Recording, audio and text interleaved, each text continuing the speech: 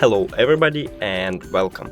In this video I will show you how to manage buttons for your headphones NICEBOY Hive Sport 2. You can play and pause the song when you're using multifunctional button in the middle, right here. So you just press one time to pause it and one time to play it. You can increase the volume by using a button at the top. So again, you just press it one time and you increase the volume.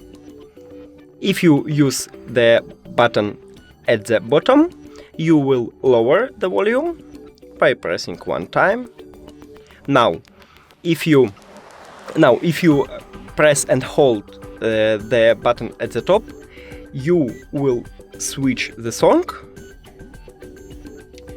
And if you press and hold button at the bottom, you will turn on the previous song, but I can't do it, so just believe me.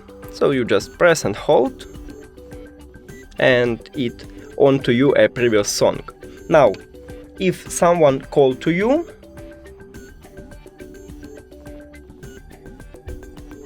you can answer to call by pressing one time multifunctional button. So now you answer, and if you press it again, you just reject a call. Here we go. Thank you for watching this video. If you found it helpful, please consider subscribing to the channel and leave the like on the video. It's really important to us. See you later!